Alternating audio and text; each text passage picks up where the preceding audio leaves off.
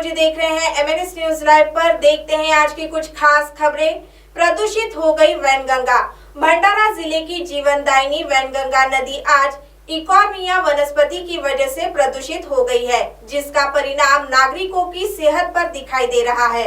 इस Eichhornia वनस्पति की वजह से मछली व्यवसाय पर विपरीत परिणाम दिखाई दे रहे हैं। अब वैनगंगा को बचाने के लिए शहर के कुछ सामाजिक कार्यकर्ताओं ने एक साथ आकर वैनगंगा बचाओ आंदोलन समिति की स्थापना की है और इसके लिए कई आंदोलन भी किए गए हैं, लेकिन प्रशासन आश्वासन देकर भूल जाती है।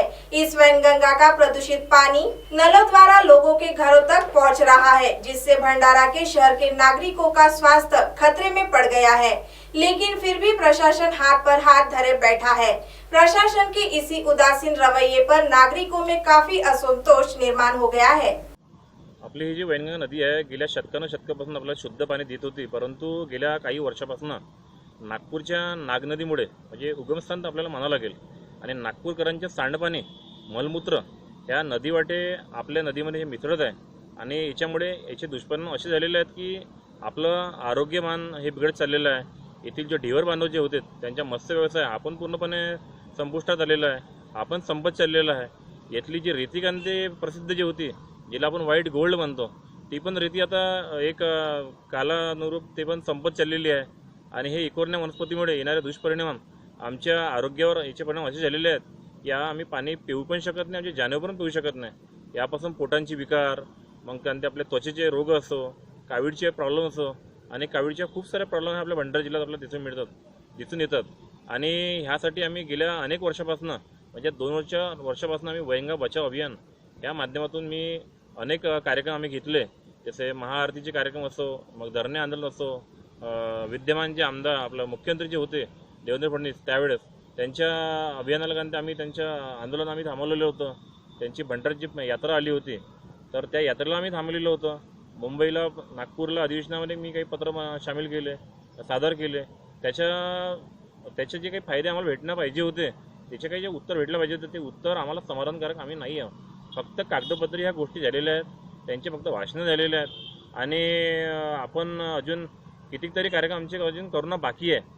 येणाऱ्या दिवसामध्ये जर सरकारने शासनाने ज्याकडे लक्ष दिलं नाही तर आम्ही जलसमाधीचा पण कार्यक्रम आम्ही ठेवणार आहोत आणि रस्त्यावर आम्ही यासाठी उतरू, कारण की आता हे जे पाणी आमच्यासाठी पाणी नसून हे एक जहरासारखं झालेलं आहे आणि आम्ही याला सहन करणार नाही।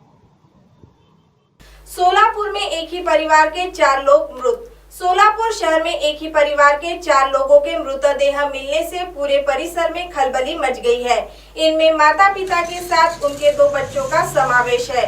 पुलिस को आशंका है कि सबसे पहले पति ने पत्नी और फिर बच्चों का खून किया और बाद में खुद को फांसी लगा दी। आणि दुसऱ्या दोघांचे आता पीएम करून बघू आपण काय चिठ्ठी मिळालेली आहे। चिठ्ठी मिळालेली आहे, ती चिठ्ठी आता हे करून बघू, व्हेरीफाय करून।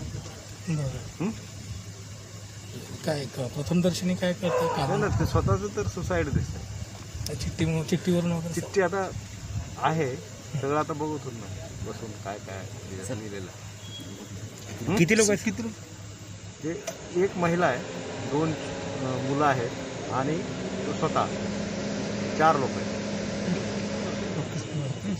Thank you. तो वहीं रायगढ़ के इंडिया स्टील में भीषण आग। रायगढ़ जिले में स्थित इंडिया स्टील कंपनी में कल रात भीषण विस्फोट हो गया। इस विस्फोट में 2 कर्मचारी जगह पर ही मारे गए, जबकि एक कर्मचारी गंभीर रूप से घायल हो गया। गैस सिलेंडर फटने से हुए इस विस्फोट में दोनों कर्मचारियों के चिथड़े उड़ गए। अब आप हमारे चैनल को ऐप पर भी देख सकते हैं। प्ले स्टोर में जाकर एमएनएस हिंदी लिखिए और ऐप डाउनलोड करें। साथ ही साथ आप हमारे फेसबुक पेज को भी लाइक कर सकते हैं और उन पर भी खबरें देख सकते हैं। लिंक ट्विटर, हाइक और इंस्टाग्राम पर भी आप हमारी खबरें देख सकते हैं। आप हमारे चैनल को यूट्यूब पर भी देख सकते हैं और इसे यूट्यूब पर सब्सक्राइब करना बिल्कुल भी ना भूलें। फिलहाल वक्त हो चला एक ब्रेक का।